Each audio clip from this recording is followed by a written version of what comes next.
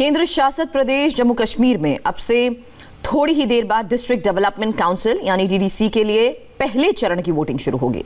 पहले चरण के तहत आज 43 सीटों पर वोट डाले जाएंगे। आर्टिकल 370 हटाए जाने के बाद कश्मीर में ये पहला चुनाव हो रहा है, इसलिए सुरक्षा के भी पुख्ता इंतजाम हैं।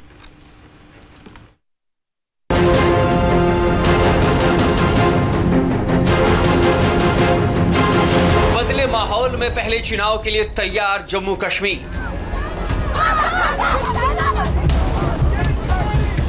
स्थानीय चुनाव में किस पार्टी का लगेगा बेड़ा पार?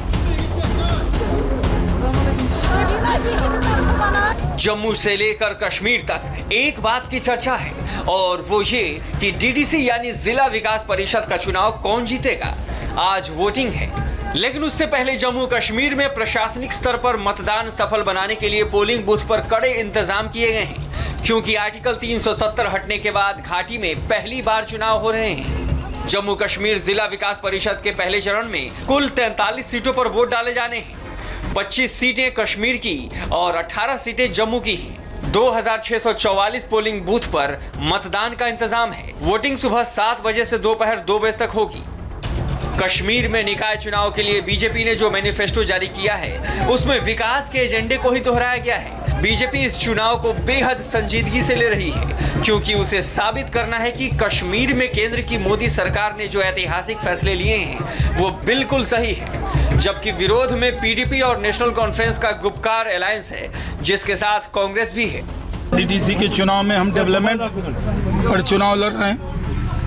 हम डायनेस्टी मुक्त जम्मू कश्मीर हो, इसके लिए लड़ रहे हैं। हम करप्शन के खिलाफ लड़ रहे हैं। सिर्फ 3 मुद्दों पर चुनाव लड़ रहे हैं, लेकिन हमारे जो विरोधी हैं वो झूठ और फरेब पे चुनाव लड़ रहे हैं। जम्मू कश्मीर से आर्टिकल 370 हटाने के बाद राज्य में पहला चुनाव है। चुनाव को आर्टिकल 370 हटाने पर जनमत संग्रह के रूप में देखा जा रहा है। डीडीसी चुनाव में विपक्षी दलों ने गुपकार अलायंस नाम से गठबंधन किया है। अलायंस में national conference, PDP, Congress, CPI और दूसरे दल शामिल हैं। इसलिए माना जा रहा है कि जम्मू कश्मीर में डीडीसी और पंचायत के उपचुनाव के नतीजे जम्मू कश्मीर का सियासी भविष्य तय करेंगे। डीडीसी का चुनाव कुल 8 चरणों में पूरा होगा। आखिरी चरण का मतदान 19 दिसंबर को होगा।